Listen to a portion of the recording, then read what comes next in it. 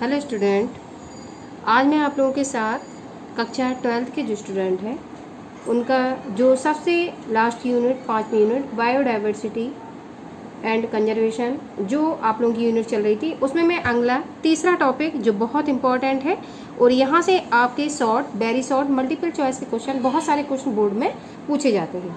ये मान लीजिए कि ये जो 5वीं यूनिट है इसका ये जो लेसन है इससे आपको इस साल 2025 में बहुत सारे प्रश्न यूपी बोर्ड की परीक्षा में मिलने वाले हैं। तो इस टॉपिक को हम लोग डिटेल से पढ़ेंगे यार, और इनसे कितने सारे प्रश्न अभी तक बोर्ड में पूछे जा चुके हैं और आगे आप लोगों से पूछे जाएंगे, उन पर मैं विस्तार से आज चर्चा करूंगी। आइए देखते हैं संरक्षण क्या है। संरक्षण कंजर्वेशन प्राकृतिक संसाधनों का चरणबद्ध प्रबंधन जिससे प्राकृतिक संसाधनों का वर्तमान पीढ़ी तथा अन्य जीवधारियों के लिए लाभप्रद उपयोग तथा भविष्य में आने वाली पीढ़ियां भी इनका उपयोग कर सके संरक्षण कहलाते हैं। कहने का मतलब ये हुआ जो प्राकृतिक रिसोर्सेस हैं अगर उनको हम क्रम बाय क्रम उनका जो प्रबंधन होता है मैनेजमेंट, और जो प्राकृतिक संसाधन हैं उनको अगर हम बचा के रखें, उनको नष्ट ना करें और उनका हम दुरुपयोग ना करें तो भविष्य में जो आने वाली पीढ़ियां हैं वो भी इसका उपयोग या लाभ उठा सकती हैं। तो इस घटना को हम क्या कहेंगे, संरक्षण या कंजर्वेशन। संरक्षण में पेड़ पौधों को बचाना, जंतुओं को बचाना, ये सारी चीज़ें शामिल होती हैं और जो प्राकृतिक रिसोर्सेज होते हैं उनको भी बचाना, क्योंकि प्राकृतिक रिसोर्सेज अगर हम उनका दुरुपयोग करेंगे तो आने वाले टाइम में वो समाप्त हो जाएंगे और जो हमारी भावी पीढ़ियाँ हैं वो इन चीज़ों के लिए परेशान होंगी। अब संरक्षण दो प्रकार का होता है। संरक्षण के प्रकार टाइप्स ऑफ कंजर्वेशन, हम जीव जंतुओं को और पेड़ पौधों का जो कंजर्वेशन है दो तरीके से कर सकते हैं।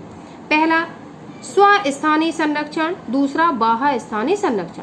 स्वस्थानीय संरक्षण इन सिटू कंजर्वेशन और बाह्य स्थानीय संरक्षण एक्स सिटू कंजर्वेशन।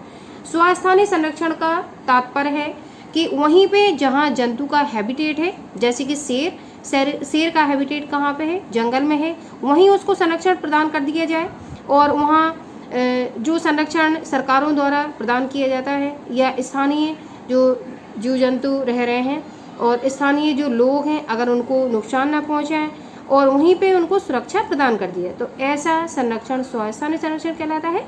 बाह्य स्थानीय संरक्षण एक्स सिटू कंजर्वेशन, इस कंजर्वेशन में नेचुरल जो हैबिटेट है वहाँ से जंतु को निकाल कर मैन मेड परिस्थितियों में संरक्षण दिया जाए, जैसे कि जू चिड़ियाघर में उन जीव जंतुओं को संरक्षण देना मानवीय क्रियाकलापों के द्वारा और नेचुरल हैबिटेट से उनको हटा के मानव निर्मित जगह में उनको रखना, जैसे कि चिड़ियाघर, तो वो संरक्षण बाह्य स्थानीय संरक्षण कहलाएगा।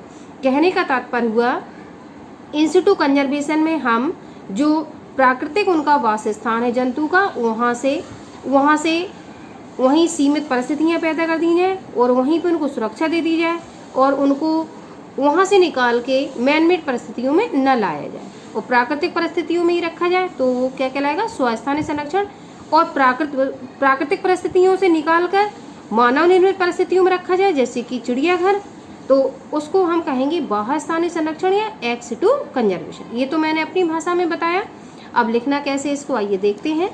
इन सिटू कंजर्वेशन ऐसा संरक्षण जिसमें जैव विविधता का प्राकृतिक आवास हो, जैसे वनों, चरागाहों तथा मैदानों में ही संरक्षण किया जाता है, स्वस्थानीय संरक्षण कहलाता है। जहाँ पे प्राकृतिक परिस्थितियाँ हैं वहीं पे उस जंतु को या पेड़ पौधे को संरक्षित या सुरक्षा प्रदान कर दी जाए उसको हम इन सिटू कंजर्वेशन कहेंगे। अब इन सिटू कंजर्वेशन में कई सारे प्रकार के द्वारा हम संरक्षण देते हैं, आइए देखते हैं।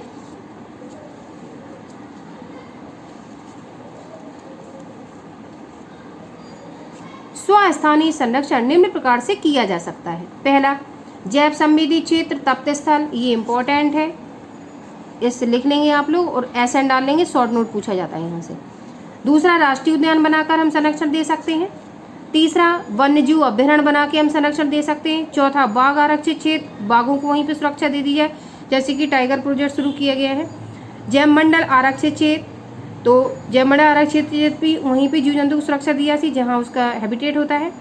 पवित्र वन और हाथी आरक्षित क्षेत्र, इन माध्यमों से हम इन सिटू कंजर्वेशन के माध्यम से इनको माध्यम बना के जीव जंतुओं को हम वहीं सुरक्षा दे देते हैं जहाँ पे उनका घर होता है। अब इन सबको हम स्टेप बाय स्टेप लिखेंगे, नोट्स बनाएंगे इनके। पहला, जैव संवेदी क्षेत्र, इसी को हम कहते हैं हॉट स्पॉट। और अभी तक प्रश्न ऐसे पूछा गया है, हॉट स्पॉट क्या है, हॉट स्पॉट की खोज किसने की, और हॉट स्पॉट कितने प्रकार के होते हैं, भारत में हॉट स्पॉट की संख्या कितनी है, और पूरे संसार में हॉट स्पॉट की संख्या कितनी है, ये हमें देखना होता है। तो आइए ये 3 नंबर में इस क्वेश्चन को हम तैयार करेंगे, और इसमें हमें कम से कम 35 वर्ड जो होते हैं वो लिखने होते हैं। स्वस्थानीय संरक्षण के लिए क्षेत्रों की प्राथमिकता को विमुक्त करने के लिए नॉर्मन मायर ने तप्त स्थल प्रणाली को सन 1988 में विकसित किया।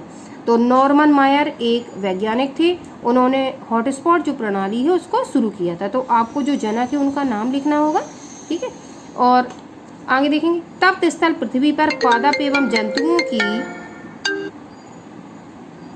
दुर्लभ प्रजातियों की घनी आबादी के क्षेत्र हैं। सर्वप्रथम 25 जैव विविधता तप्त स्थल चिन्हित किए गए हैं। तो सबसे पहले जो जैव विविधता स्थलीय हॉटस्पॉट देखे गए थे वो 25 हॉटस्पॉट है। तत्पश्चात इस सूची में 9 तप्त स्थल और शामिल किए गए हैं।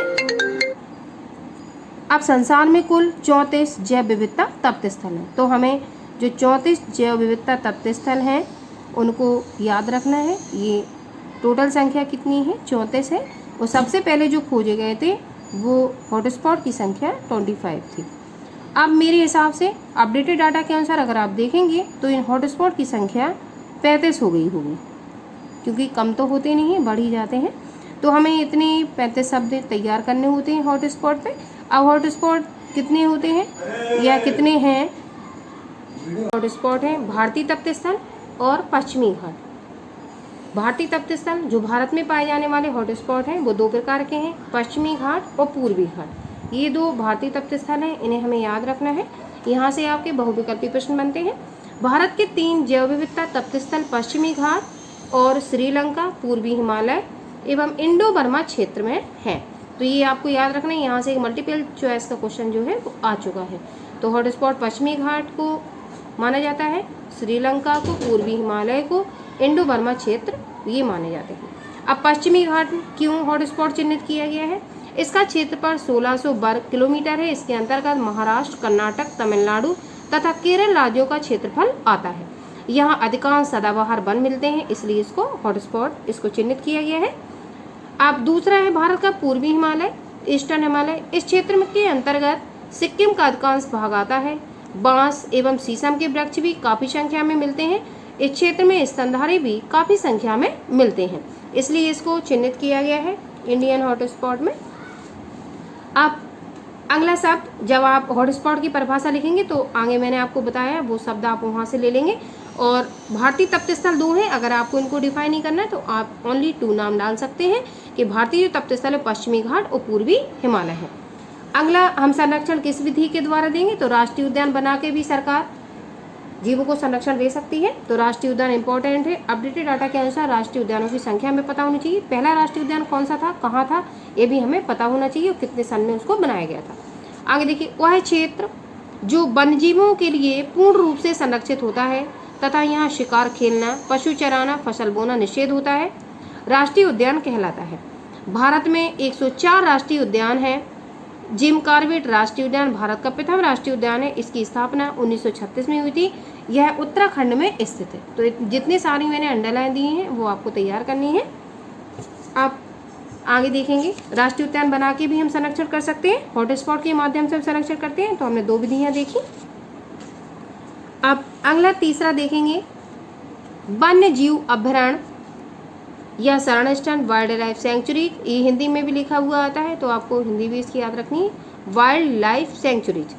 वन्यजीव अभयारण्य बेसामूहिक आरक्षित क्षेत्र है जहाँ पादप एवं जंतु की स्थानीय जातियों को अनुकूल परिस्थितियाँ प्रदान की जाती हैं। स्थानीय जातियों को इन क्षेत्रों में शिकार पर पाबंदी होती है। ये राज्य सरकारों द्वारा घोषित और व्यवस्थित किए जाते हैं। पादपों के संरक्षण के लिए वर्तमान में 520 वन्य जीव अभयारण्य। तो आपको ये डाटा याद रखना है, वन्य जीव अभयारण्य की संख्या प्रेजेंट टाइम में कितनी है, 520।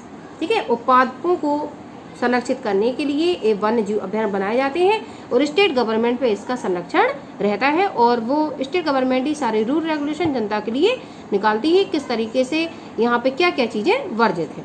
अगला देखेंगे चौथा इम्पोर्टेंट, इस पे भी शॉर्ट नोट आता है, आप लोग यहाँ SN लिख लेंगे, क्योंकि जब मैं होमवर्क कराऊंगी इसका या जो बोर्ड में अभी तक प्रश्न पूछेंगे उन पर चर्चा करूंगी, तब यहाँ से आपको बहुत सारे प्रश्न करने के लिए मिलेंगे। अगली जो विधि है बाघ आरक्षित क्षेत्र, इसको आपको वैसे ही याद करना है, ये भी शॉर्ट नोट है। इसको हम टाइगर रिजर्व या टाइगर प्रोजेक्ट भी कह सकते हैं, क्योंकि प्रश्न अभी तक पूछा गया है टाइगर प्रोजेक्ट क्या है, इस पर भी प्रश्न आए हुए हैं। तो हम कहीं से कैसे भी प्रश्न घुमा के पूछा जाए, हमारा कोई भी क्वेश्चन मिस नहीं होना चाहिए। आइए देखते हैं बाघ आरक्षित। बाघ भारत का राष्ट्रीय जंतु है। एक प्रश्न ये तैयार करेंगे आप लोग कि भारत का राष्ट्रीय जंतु कौन सा है, तो बाघ है। इसकी सुरक्षा एवं घटती हुई जनसंख्या को ध्यान में रखकर भारत में 1 अप्रैल 1973 को विश्व वन्यजीव कोष WWF का फुल फॉर्म पूछा जाता है, तो विश्व वन्यजीव कोष इसको कहते हैं, world wild life fund English में ये हुआ इसका। तथा IUCN की सहायता से, IUCN एक लाल आंकड़ों की किताब है जिसको रेड डाटा बुक भी कहते हैं। ये बुक अंतर्राष्ट्रीय स्तर पर जारी रहती है, स्विट्जरलैंड में इसका मुख्यालय है, और ये बुक सारे जीव जंतु जो विलुप्त होने वाले हैं, जिन पे खतरा मंडरा रहा है, उनके बारे में जानकारी प्रदान करती है। की सहायता से बाघ परियोजना प्रारंभ की गई। तो हमें जो टाइगर प्रोजेक्ट शुरू हुआ, तो हमें 1973 ये सन याद रखना है, और बाघ भारत का राष्ट्रीय जंतु हमें ये याद रखना है, और इसको सुरक्षा विश्व वन्यजीव कोष द्वारा तथा IUCN की सहायता से ये परियोजना प्रारंभ की गई, ये हमें याद रखना है। आगे, भारत में वर्तमान में 53 बाघ आरक्षित क्षेत्र हैं, ये डाटा हो गया अपडेटेड। अब हाथी आरक्षित क्षेत्र, इस पर कोई शॉर्ट नहीं आता है, बस आप लोग थोड़ा सा देख लेंगे। भारत में जंगली हाथियों की रक्षा के लिए सन 1992 में हाथी परियोजना प्रारंभ की गई। तो आपको सन याद रखना है, तो आप लोग रख सकते हैं, क्योंकि बहुविकल्पी प्रश्न में ये प्रश्न पूछा जा सकता है, शॉर्ट में अभी तक नहीं पूछा गया है। आइए आगे देखते हैं और कौन विधियों से हम संरक्षण दे सकते हैं।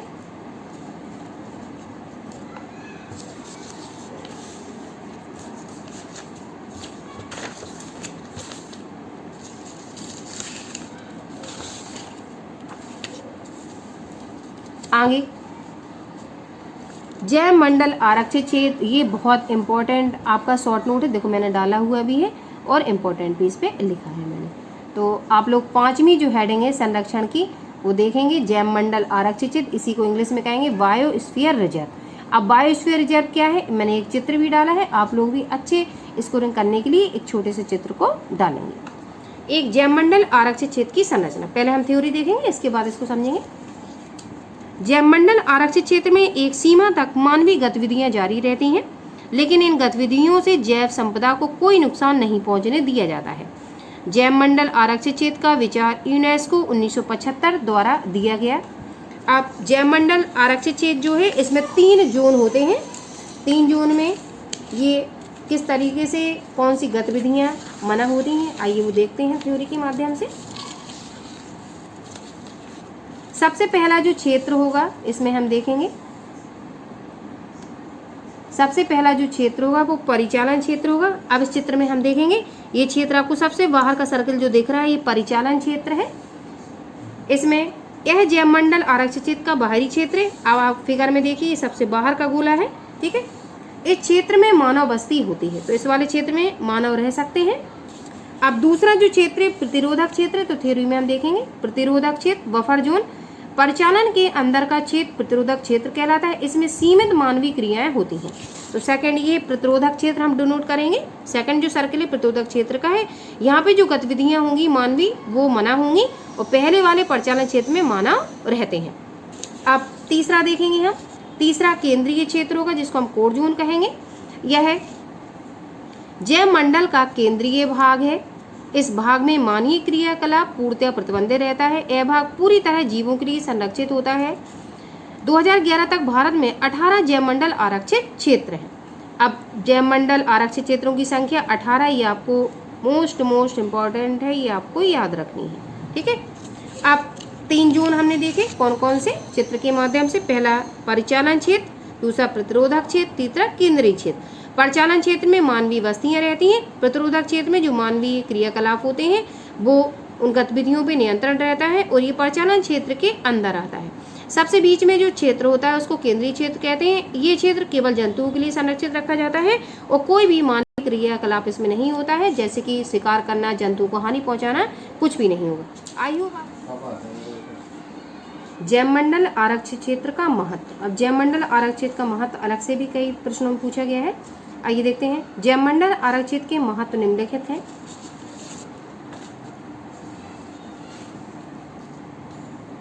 पहला, जैवमंडल आरक्षित क्षेत्र जैव विविधता को बनाए रखने में सहायक है। सबसे पहले तो जैवमंडल आरक्षित बनाए क्यों जाते हैं, क्योंकि जो बायोडायवर्सिटी है उसको बनाए रखने में हेल्प करते हैं। दूसरा, आरक्षित क्षेत्र शिक्षा एवं प्रशिक्षण का साधन है। आरक्षित क्षेत्र अगर बना हुआ होगा तो वो एजुकेशन में हेल्प करेगा, और जो लोग ट्रेनिंग देने जाते हैं किसी चीज़ की उसमें भी ये हेल्पफुल रहता है। आरक्षित क्षेत्र अंतर्राष्ट्रीय सहयोग को बढ़ावा देते हैं। आरक्षित क्षेत्र अगर बने हुए होते हैं तो जो विदेशी पर्यटक हैं वो उसको देखने के लिए आते हैं, और अंतर्राष्ट्रीय सहयोग भारत और विदेशों के बीच बना रहता है। अब दूसरी विधि, अभी हमने इतनी सारी विधियां पढ़ी, वो इंस्टीट्यूट कंजर्वेशन के अंतर्गत पढ़ी। अब हम दूसरी विधि वहाँ स्थानीय संरक्षण पढ़ेंगे, एक्स-सिटू कंजर्वेशन। इसके माध्यम से हम जीव जंतु को उसके नेचुरल हैबिटेट से निकालकर मैन मेड जो परिस्थितियाँ होती हैं उनमें सुरक्षा देते हैं, जैसे कि चिड़ियाघर। आइए देखते हैं। इस संरक्षण में संकटापन्न जीवों तथा पादपों की उनके प्राकृतिक आवास से अलग एक विशेष स्थान पर अच्छी देखभाल की जाती है तथा सावधानी पूर्वक संरक्षित किया जाता है। अब एग्जाम्पल में देखेंगे कैसे कौन कौन से वो हैं साधन। जंतु उद्यान, वानस्पतिक उद्यान और जंतु घर, इसको हम जू कह सकते हैं, चिड़ियाघर। ठीक है। भारत में अलग अलग स्थानों पर जंतु उद्यान, वानस्पतिक उद्यान एवं जंतु घर बनाए गए हैं, जिसका उद्देश्य बाह्य स्थानीय संरक्षण है। ऐसे बहुत से जंतु हैं जो वनों में विलुप्त हो गए हैं, लेकिन जंतु उद्यानों में वो सुरक्षित हैं। आगे देखते हैं। दूसरा, निम्न ताप परिरक्षण, ये इंपॉर्टेंट है, इस पे आप लोग शॉर्ट नोट डालेंगे और IMP लिख लेंगे। यहाँ से प्रश्न पूछा जाता है, शॉर्ट क्वेश्चन 2 नंबर का। निम्न ताप परिरक्षण, इसी को हम कहते हैं क्रायो प्रिजर्वेशन। अब हिंदी वाले बच्चों को इस तरीके से लिखा हुआ आ सकता है, क्रायो प्रिजर्वेशन। ऐसे भी टिप्पणी पूछी गई है एक बार लिखी हुई, तो आपको इंग्लिश और हिंदी दोनों पता होनी चाहिए। इस विधि में जीवों के युग्मकों, बीजों एवं बीजाणुओं को बहुत कम ताप पर -196 डिग्री सेंटीग्रेड पर द्रव नाइट्रोजन में रखा जाता है। तो द्रव नाइट्रोजन में जब हम युग्मकों को, बीजों को, स्पोर्स को रखते हैं तो इतने टेम्परेचर पे हम उनको नियत कर देते हैं तो वो खराब नहीं होते हैं। दूसरा है जीन बैंक, ये भी इंपॉर्टेंट है, इस पर भी शॉर्ट नोट आ चुका है। जीन बैंक कहते हैं इसको। जीन बैंक या जर्मप्लाज बैंक वे स्थान है जहाँ उपयोगी पदार्थों जैसे बीज, अंडे, तो हम लगाएंगे, परागकण तथा कोशिकाओं को सुरक्षित रखा जाता है। इन जैविक पदार्थों का भविष्य में अनुसंधान कार्यों में उपयोग किया जाता है। अनुसंधानकार जिनसे खोजें होती हैं, रिसर्च वगैरह। अगला देखेंगे बीज बैंक, सीड बैंक, ये भी इंपॉर्टेंट है, इस पर भी शॉर्ट नोट पूछा जा चुका है। जीवित अवस्था में पादप जर्मप्लाज जीवित बीज होते हैं। इन्हें कम ऑक्सीजन आपूर्ति के साथ निम्न ताप -10 से 120 डिग्री सेंटीग्रेड, -10 से -20 डिग्री सेंटीग्रेड, इतना आप याद रखेंगे, -10 से -20 डिग्री सेंटीग्रेड पर संग्रहित करते हैं या स्टोर करते हैं, जिसे बीज बैंक कहते हैं। आगे आवश्यकता पड़ने पर इनसे नए बीज, नए पादप भी उत्पन्न किए जा सकते हैं तथा इन बीजों को भी इस विधि से सुरक्षित रखा जा सकता है। आवश्यकता अगर पड़ती है तो इन बीजों से हम नए पौधे भी ग्रो कर सकते हैं और इन्हें सुरक्षित भी रखा जाता है। आगे देखेंगे। इस प्रकार के बीज ऑर्थोडॉक्स बीज कहलाते हैं। अब एक शॉर्ट नोट आया था, ऑर्थोडॉक्स बीज क्या है, तो यही आपको जो बीज बैंक मैंने बताया इसी को आपको लिखना है और हेडिंग डालोगे ऑर्थोडॉक्स बीज। ठीक है। आगे देखेंगे पादप संरक्षण के उद्देश्य क्या है। सबसे लास्ट में जब हम पूरा लॉन्ग क्वेश्चन पढ़ेंगे, बहुत सारे शॉर्ट इस वाले आपके लॉन्ग क्वेश्चन से बनेंगे, और फिर इसके बाद हम पादप संरक्षण के उद्देश्य भी शॉर्ट में पूछा जाता है। पादप संरक्षण के उद्देश्य क्या है, हमें क्यों इनको संरक्षित करना चाहिए, क्यों बचाना चाहिए जीव जंतुओं को और पेड़ पौधों को। आइए देखते हैं। प्राकृतिक संतुलन को ये बनाए रखते हैं, इसलिए हमें बचाना चाहिए इन्हें। पादपों के जीन पूल को सुरक्षित रखा जाता है इसके द्वारा। समस्त पादप जातियों का सदुपयोग मानव हित में करना और प्राकृतिक सौंदर्य को बनाए रखना। तो पादप संरक्षण का उद्देश्य बहुत सारे बेनिफिट्स हैं इससे मनुष्यों को, तो हमें जीव जंतुओं को और पेड़ पौधों को संरक्षित करने में अहम भूमिका निभानी चाहिए। आई होप आप लोगों को मैंने एक बहुत इंपॉर्टेंट लॉन्ग क्वेश्चन पे आज डिस्कशन किया, आप लोगों को ये प्रश्न जरूर समझ में आया होगा। अब इस लेक्चर से कितने सारे प्रश्न अभी तक बोर्ड परीक्षा में पूछे गए हैं, उसका जो अगला वीडियो होगा वो इसी पे क्वेश्चन जो अभी तक आए हुए हैं उन पर लेकर आऊँगी। हेलो स्टूडेंट, आज मैं आप लोगों के साथ कक्षा 12th के जो स्टूडेंट हैं उनका जो सबसे लास्ट यूनिट 5वीं यूनिट बायोडाइवर्सिटी एंड कंजर्वेशन जो आप लोगों की यूनिट चल रही थी, उसमें मैं अगला तीसरा टॉपिक जो बहुत इंपॉर्टेंट है और यहाँ से आपके short very short multiple choice के क्वेश्चन, बहुत सारे क्वेश्चन बोर्ड में पूछे जाते हैं। ये मान लीजिए कि ये जो 5वीं यूनिट है, इसका ये जो लेसन है, इससे आपको इस साल 2025 में बहुत सारे प्रश्न यूपी बोर्ड की परीक्षा में मिलने वाले हैं। तो इस टॉपिक को हम लोग डिटेल से पढ़ेंगे यार, और इनसे कितने सारे प्रश्न अभी तक बोर्ड में पूछे जा चुके हैं और आगे आप लोगों से पूछे जाएंगे, उन पर मैं विस्तार से आज चर्चा करूंगी। आइए देखते हैं संरक्षण क्या है। संरक्षण कंजर्वेशन प्राकृतिक संसाधनों का चरणबद्ध प्रबंधन, जिससे प्राकृतिक संसाधनों का वर्तमान पीढ़ी तथा अन्य जीवधारियों के लिए लाभप्रद उपयोग तथा भविष्य में आने वाली पीढ़ियां भी इनका उपयोग कर सके, संरक्षण कहलाते हैं। कहने का मतलब ये हुआ, जो प्राकृतिक रिसोर्सेस हैं, अगर उनको हम क्रम बाई क्रम उनका जो प्रबंधन होता है, मैनेजमेंट, और जो प्राकृतिक संसाधन है उनको अगर हम बचा के रखें, उनको नष्ट ना करें और उनका हम दुरुपयोग ना करें, तो भविष्य में जो आने वाली पीढ़ियां हैं वो भी इसका उपयोग या लाभ उठा सकती हैं। तो इस घटना को हम क्या कहेंगे, संरक्षण या कंजर्वेशन। संरक्षण में पेड़ पौधों को बचाना, जंतुओं को बचाना, ये सारी चीज़ें शामिल होती हैं, और जो प्राकृतिक रिसोर्सेस होते हैं उनको भी बचाना, क्योंकि प्राकृतिक रिसोर्सेस अगर हम उनका दुरुपयोग करेंगे तो आने वाले टाइम में वो समाप्त हो जाएंगे और जो हमारी भावी पीढ़ियां हैं वो इन चीज़ों के लिए परेशान होंगी। अब संरक्षण दो प्रकार का होता है। संरक्षण के प्रकार, टाइप्स ऑफ कंजर्वेशन, हम जीव जंतुओं का और पेड़ पौधों का जो कंजर्वेशन है दो तरीके से कर सकते हैं। पहला स्वस्थानीय संरक्षण, दूसरा बाह्य स्थानीय संरक्षण। स्वस्थानीय संरक्षण इन सिटू कंजर्वेशन और बाह्य स्थानीय संरक्षण एक्स सिटू कंजर्वेशन।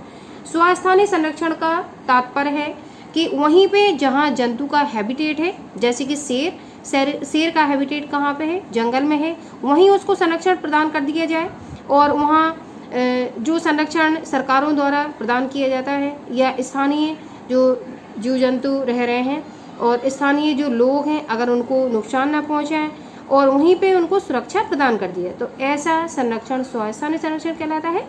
बाह्य स्थानीय संरक्षण एक्स सिटू कंजर्वेशन, इस कंजर्वेशन में नेचुरल जो हैबिटेट है वहाँ से जंतु को निकालकर मैन मेड परिस्थितियों में संरक्षण दिया जाए, जैसे कि जू, चिड़ियाघर में उन जीव जंतुओं को संरक्षण देना मानवीय क्रियाकलापों के द्वारा, और नेचुरल हैबिटेट से उनको हटा के मानव निर्मित जगह में उनको रखना, जैसे कि चिड़ियाघर, तो वो संरक्षण बाह्य स्थानीय संरक्षण कहलाएगा। कहने का तात्पर्य हुआ, इन सिटू कंजर्वेशन में हम जो प्राकृतिक उनका वासस्थान है जंतु का, वहाँ से वहीं सीमित परिस्थितियाँ पैदा कर दी जाए और वहीं पर उनको सुरक्षा दे दी जाए और उनको वहाँ से निकाल के मैनमेड परिस्थितियों में न लाया जाए और प्राकृतिक परिस्थितियों में ही रखा जाए, तो वो क्या कहलाएगा, स्वस्थानीय संरक्षण।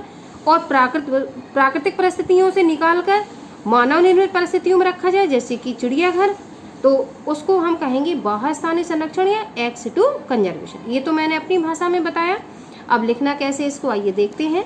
इन सिटू कंजर्वेशन ऐसा संरक्षण जिसमें जैव विविधता का प्राकृतिक आवास हो, जैसे वनों, चरागाहों तथा मैदानों में ही संरक्षण किया जाता है, स्वस्थानीय संरक्षण कहलाता है।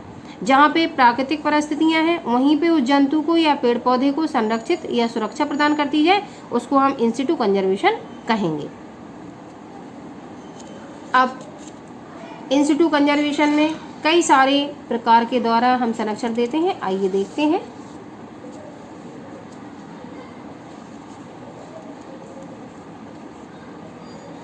स्वस्थानीय संरक्षण निम्न प्रकार से किया जा सकता है। पहला, जैव संवेदी क्षेत्र तप्त स्थल, ये इम्पोर्टेंट है, इस लिख लेंगे आप लोग और एसएन डाल लेंगे, शॉर्ट नोट पूछा जाता है यहाँ से। दूसरा, राष्ट्रीय उद्यान बनाकर हम संरक्षण दे सकते हैं। तीसरा, वन्यजीव अभ्यारण्य बना के हम संरक्षण दे सकते हैं। चौथा, बाघ आरक्षित क्षेत्र, बाघों को वहीं पर सुरक्षा दे दी जाए, जैसे कि टाइगर प्रोजेक्ट शुरू किया गया है। जैव मंडल आरक्षित क्षेत्र, तो जयमंडल आरक्षित क्षेत्र भी वहीं पे जीव जंतु को सुरक्षा दिया थी जहाँ उसका हैबिटेट होता है। पवित्र वन और हाथी आरक्षित क्षेत्र, इन माध्यमों से हम इन सिटू कंजर्वेशन के माध्यम से इनको माध्यम बना के जीव जंतुओं को हम वहीं सुरक्षा दे देते हैं जहाँ पे उनका घर होता है। अब इन सबको हम स्टेप बाय स्टेप लिखेंगे, नोट्स बनाएंगे इनके। पहला जैव संवेदी क्षेत्र, इसी को हम कहते हैं हॉट स्पॉट। और अभी तक प्रश्न ऐसे पूछा गया है, हॉट स्पॉट क्या है, हॉट स्पॉट की खोज किसने की, और हॉट स्पॉट कितने प्रकार के होते हैं, भारत में हॉट स्पॉट की संख्या कितनी है, और पूरे संसार में हॉट स्पॉट की संख्या कितनी है, ये हमें देखना होता है। तो आइए ये 3 नंबर में इस क्वेश्चन को हम तैयार करेंगे, और इसमें हमें कम से कम 35 वर्ड जो होते हैं वो लिखने होते हैं। स्वस्थानीय संरक्षण के लिए क्षेत्रों की प्राथमिकता को विमुक्त करने के लिए नॉर्मन मायर ने तप्त स्थल प्रणाली को सन 1988 में विकसित किया। तो नॉर्मन मायर एक वैज्ञानिक थे, उन्होंने हॉटस्पॉट जो प्रणाली है उसको शुरू किया था। तो आपको जो जनक है उनका नाम लिखना होगा, ठीक है। और आगे देखेंगे, तप्त स्थल पृथ्वी पर पादप एवं जंतुओं की दुर्लभ प्रजातियों की घनी आबादी के क्षेत्र हैं। सर्वप्रथम 25 जैव विविधता तप्त स्थल चिन्हित किए गए हैं। तो सबसे पहले जो जैव विविधता स्थलीय हॉटस्पॉट देखे गए थे वो 25 हॉटस्पॉट है। तत्पश्चात इस सूची में 9 तप्त स्थल और शामिल किए गए हैं। अब संसार में कुल 34 जैव विविधता तप्त स्थल हैं। तो हमें जो 34 जैव विविधता तप्त स्थल हैं उनको याद रखना है। ये टोटल संख्या कितनी है, 34 है। और सबसे पहले जो खोजे गए थे वो हॉटस्पॉट की संख्या 25 थी। अब मेरे हिसाब से अपडेटेड डाटा के अनुसार अगर आप देखेंगे तो इन हॉटस्पॉट की संख्या 35 हो गई होगी, क्योंकि कम तो होते नहीं हैं, बढ़ ही जाते हैं। तो हमें इतने 35 शब्द तैयार करने होते हैं हॉटस्पॉट पे। अब हॉटस्पॉट कितने होते हैं या कितने हैं, आप प्रकार देखेंगे। प्रकार में जो हॉटस्पॉट है भारतीय तप्त स्थल और पश्चिमी घाट। भारतीय तप्त स्थल जो भारत में पाए जाने वाले हॉटस्पॉट हैं वो 2 प्रकार के हैं, पश्चिमी घाट और पूर्वी घाट। ये 2 भारतीय तप्त स्थल हैं, इन्हें हमें याद रखना है। यहाँ से आपके बहुविकल्पी प्रश्न बनते हैं। भारत के 3 जैव विविधता तप्त स्थल पश्चिमी घाट और श्रीलंका, पूर्वी हिमालय एवं इंडो बर्मा क्षेत्र में हैं। तो ये आपको याद रखना है। यहाँ से एक मल्टीपल चॉइस का क्वेश्चन जो है वो आ चुका है। तो हॉटस्पॉट पश्चिमी घाट को माना जाता है, श्रीलंका को, पूर्वी हिमालय को, इंडो बर्मा क्षेत्र ये माने जाते हैं। अब पश्चिमी घाट क्यों हॉटस्पॉट चिन्हित किया गया है, इसका क्षेत्रफल 1600 वर्ग किलोमीटर है। इसके अंतर्गत महाराष्ट्र, कर्नाटक, तमिलनाडु तथा केरल राज्यों का क्षेत्रफल आता है। यहाँ अधिकांश सदाबहार वन मिलते हैं, इसलिए इसको हॉटस्पॉट इसको चिन्हित किया गया है। अब दूसरा है भारत का पूर्वी हिमालय, ईस्टर्न हिमालय। इस क्षेत्र के अंतर्गत सिक्किम का अधिकांश भाग आता है। बांस एवं शीशम के वृक्ष भी काफी संख्या में मिलते हैं। इस क्षेत्र में स्तनधारी भी काफी संख्या में मिलते हैं, इसलिए इसको चिन्हित किया गया है इंडियन हॉटस्पॉट में।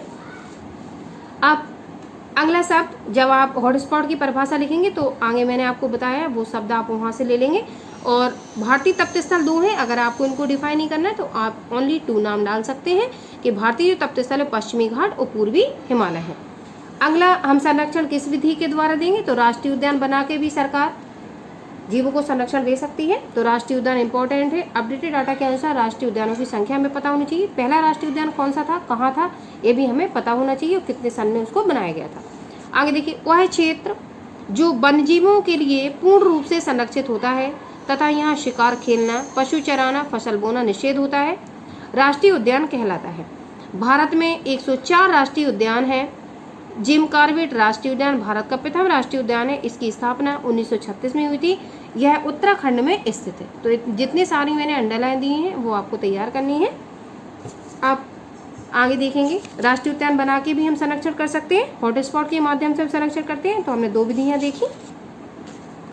अब अगला तीसरा देखेंगे, वन्य जीव अभयारण्य या शरण वाइल्ड लाइफ सेंचुरी। ये हिंदी में भी लिखा हुआ आता है, तो आपको हिंदी भी इसकी याद रखनी है।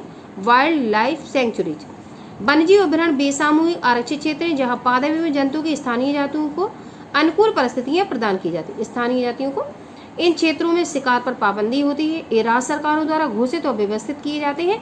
पादपों के संरक्षण के लिए वर्तमान में 520 वन्य जीव अभयारण्य। तो आपको ये डाटा याद रखना है, वन्य जीव अभयारण्य की संख्या प्रेजेंट टाइम में कितनी है, 520।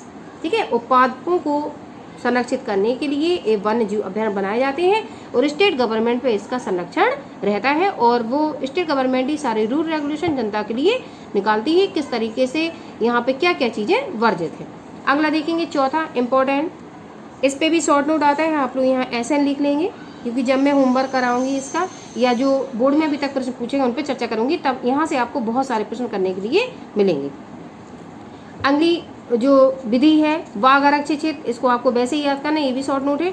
इसको हम टाइगर रिजर्व या टाइगर प्रोजेक्ट भी कह सकते हैं, क्योंकि प्रश्न अभी तक पूछा गया है टाइगर प्रोजेक्ट क्या है, इस पर भी प्रश्न आया हुआ है। तो हम कहीं से कैसे भी प्रश्न घुमा के पूछा जाए, हमारा कोई भी क्वेश्चन मिस नहीं होना चाहिए।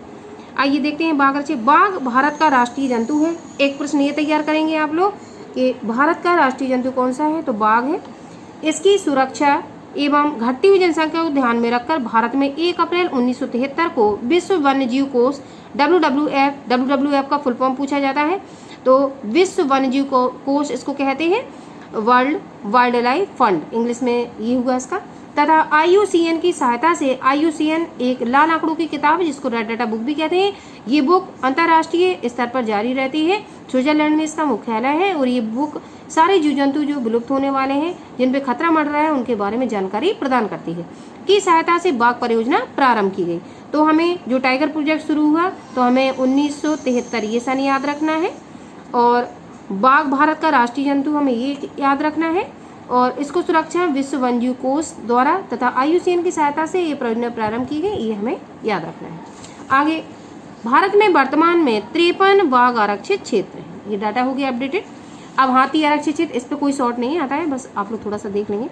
भारत में जंगली हाथियों की रक्षा के लिए सन 1992 में हाथी परियोजना प्रारंभ की गई। तो आपको सन याद रखना है तो आप लोग रख सकते हैं, क्योंकि बहुविकल्पी प्रश्न में प्रश्न पूछा जा सकता है, शॉर्ट में अभी तक नहीं पूछा गया। आइए आगे देखते हैं और कौन विधियों से हम संरक्षण दे सकते हैं।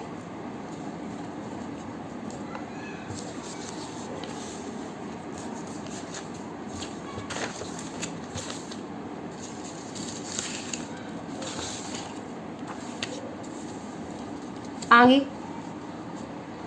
जैव मंडल आरक्षित क्षेत्र, ये बहुत इंपॉर्टेंट आपका शॉर्ट नोट है, देखो मैंने डाला हुआ भी है और इम्पोर्टेंट भी इस पे लिखा है मैंने।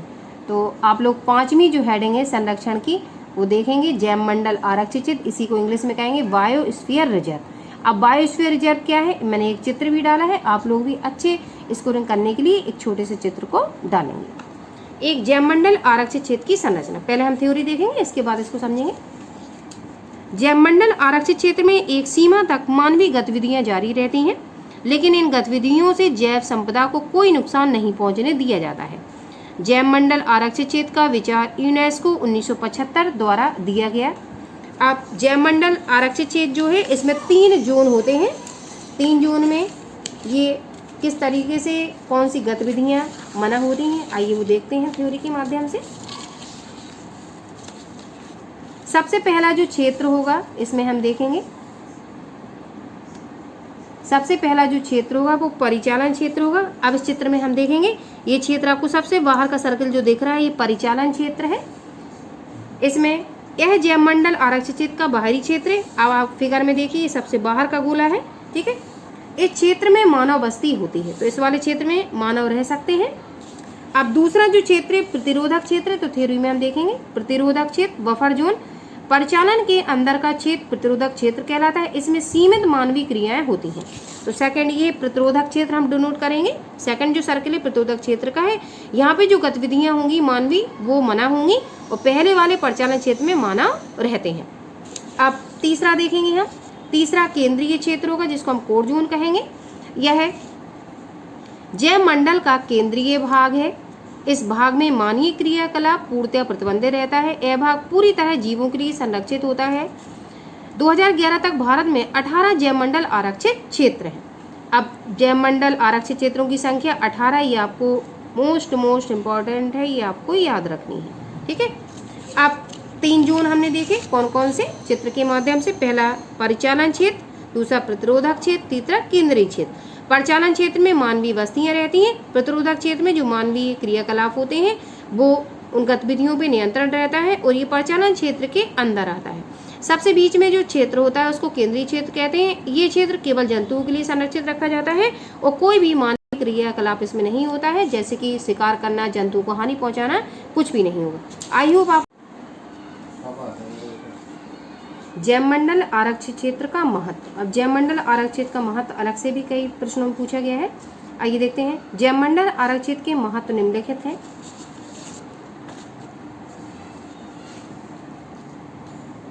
पहला, जैवमंडल आरक्षित क्षेत्र जैव विविधता को बनाए रखने में सहायक है। सबसे पहले तो जैवमंडल आरक्षित बनाए क्यों जाते हैं, क्योंकि जो बायोडायवर्सिटी है उसको बनाए रखने में हेल्प करते हैं। दूसरा, आरक्षित क्षेत्र शिक्षा एवं प्रशिक्षण का साधन है। आरक्षित क्षेत्र अगर बना हुआ होगा तो वो एजुकेशन में हेल्प करेगा, और जो लोग ट्रेनिंग लेने जाते हैं किसी चीज़ की उसमें भी ये हेल्पफुल रहता है। आरक्षित क्षेत्र अंतर्राष्ट्रीय सहयोग को बढ़ावा देते हैं। आरक्षित क्षेत्र अगर बने हुए होते हैं तो जो विदेशी पर्यटक हैं वो उसको देखने के लिए आते हैं, और अंतर्राष्ट्रीय सहयोग भारत और विदेशों के बीच बना रहता है। अब दूसरी विधि, अभी हमने इतनी सारी विधियां पढ़ी, वो इंस्टीट्यूट कंजर्वेशन के अंतर्गत पढ़ी। अब हम दूसरी विधि वहाँ स्थानीय संरक्षण पढ़ेंगे, एक्सिटू कंजर्वेशन। इसके माध्यम से हम जीव जंतु को उसके नेचुरल हैबिटेट से निकालकर मैन मेड जो परिस्थितियाँ होती हैं उनमें सुरक्षा देते हैं, जैसे कि चिड़ियाघर। आइए देखते हैं। इस संरक्षण में संकटापन्न जीवों तथा पादपों की उनके प्राकृतिक आवास से अलग एक विशेष स्थान पर अच्छी देखभाल की जाती है तथा सावधानी पूर्वक संरक्षित किया जाता है। अब एग्जाम्पल में देखेंगे कैसे कौन कौन से वो हैं साधन। जंतु उद्यान, वानस्पतिक उद्यान और जंतु घर, इसको हम जू कह सकते हैं, चिड़ियाघर। ठीक है। भारत में अलग अलग स्थानों पर जंतु उद्यान, वानस्पतिक उद्यान एवं जंतु घर बनाए गए हैं, जिसका उद्देश्य बाह्य स्थानीय संरक्षण है। ऐसे बहुत से जंतु हैं जो वनों में विलुप्त हो गए हैं, लेकिन जंतु उद्यानों में वो सुरक्षित हैं। आगे देखते हैं। दूसरा, निम्न ताप परिरक्षण, ये इंपॉर्टेंट है, इस पे आप लोग शॉर्ट नोट डालेंगे और IMP लिख लेंगे। यहाँ से प्रश्न पूछा जाता है, शॉर्ट क्वेश्चन 2 नंबर का। निम्न ताप परिरक्षण, इसी को हम कहते हैं क्रायो प्रिजर्वेशन। अब हिंदी वाले बच्चों को इस तरीके से लिखा हुआ आ सकता है, क्रायो प्रिजर्वेशन। ऐसे भी टिप्पणी पूछी गई है एक बार लिखी हुई, तो आपको इंग्लिश और हिंदी दोनों पता होनी चाहिए। इस विधि में जीवों के युग्मकों, बीजों एवं बीजाणुओं को बहुत कम ताप पर -196 डिग्री सेंटीग्रेड पर द्रव नाइट्रोजन में रखा जाता है। तो द्रव नाइट्रोजन में जब हम युग्मकों को, बीजों को और स्पोर्स को रखते हैं तो इतने टेम्परेचर पर हम उनको नियत कर देते हैं तो वो खराब नहीं होते हैं। दूसरा है जीन बैंक, ये भी इंपॉर्टेंट है, इस पर भी शॉर्ट नोट आ चुका है। जीन बैंक कहते हैं इसको। जीन बैंक या जर्म प्लाज बैंक वे स्थान है जहाँ उपयोगी पदार्थों जैसे बीज, अंडे, तो हम लगाएंगे, परागकण तथा कोशिकाओं को सुरक्षित रखा जाता है। इन जैविक पदार्थों का भविष्य में अनुसंधान कार्यों में उपयोग किया जाता है। अनुसंधानकार जिनसे खोजें होती हैं, रिसर्च वगैरह। अगला देखेंगे बीज बैंक, सीड बैंक, ये भी इंपॉर्टेंट है, इस पर भी शॉर्ट नोट पूछा जा चुका है। जीवित अवस्था में पादप जर्मप्लाज जीवित बीज होते हैं। इन्हें कम ऑक्सीजन आपूर्ति के साथ निम्न ताप -10 से 120 डिग्री सेंटीग्रेड, -10 से -20 डिग्री सेंटीग्रेड, इतना आप याद रखेंगे, -10 से -20 डिग्री सेंटीग्रेड पर संग्रहित करते हैं या स्टोर करते हैं, जिसे बीज बैंक कहते हैं। आगे आवश्यकता पड़ने पर इनसे नए बीज, नए पादप भी उत्पन्न किए जा सकते हैं तथा इन बीजों को भी इस विधि से सुरक्षित रखा जा सकता है। आवश्यकता अगर पड़ती है तो इन बीजों से हम नए पौधे भी ग्रो कर सकते हैं और इन्हें सुरक्षित भी रखा जाता है। आगे देखेंगे। इस प्रकार के बीज ऑर्थोडॉक्स बीज कहलाते हैं। अब एक शॉर्ट नोट आया था, ऑर्थोडॉक्स बीज क्या है, तो यही आपको जो बीज बैंक मैंने बताया इसी को आपको लिखना है और हेडिंग डालोगे ऑर्थोडॉक्स बीज। ठीक है। आगे देखेंगे पादप संरक्षण के उद्देश्य क्या है। सबसे लास्ट में जब हम पूरा लॉन्ग क्वेश्चन पढ़ेंगे, बहुत सारे शॉर्ट इस वाले आपके लॉन्ग क्वेश्चन से बनेंगे, और फिर इसके बाद हम पादप संरक्षण के उद्देश्य भी शॉर्ट में पूछा जाता है। पादप संरक्षण के उद्देश्य क्या है, हमें क्यों इनको संरक्षित करना चाहिए, क्यों बचाना चाहिए जीव जंतुओं को और पेड़ पौधों को। आइए देखते हैं। प्राकृतिक संतुलन को ये बनाए रखते हैं, इसलिए हमें बचाना चाहिए इन्हें। पादपों के जीन पूल को सुरक्षित रखा जाता है इसके द्वारा। समस्त पादप जातियों का सदुपयोग मानव हित में करना और प्राकृतिक सौंदर्य को बनाए रखना। तो पादप संरक्षण का उद्देश्य बहुत सारे बेनिफिट्स हैं इससे मनुष्यों को, तो हमें जीव जंतुओं को और पेड़ पौधों को संरक्षित करने में अहम भूमिका निभानी चाहिए। आई होप आप लोगों को मैंने एक बहुत इंपॉर्टेंट लॉन्ग क्वेश्चन पे आज डिस्कशन किया, आप लोगों को ये प्रश्न जरूर समझ में आया होगा। अब इस लेक्चर से कितने सारे प्रश्न अभी तक बोर्ड परीक्षा में पूछे गए हैं, उसका जो अगला वीडियो होगा वो इसी पे क्वेश्चन जो अभी तक आए हुए हैं उन पर लेकर आऊँगा।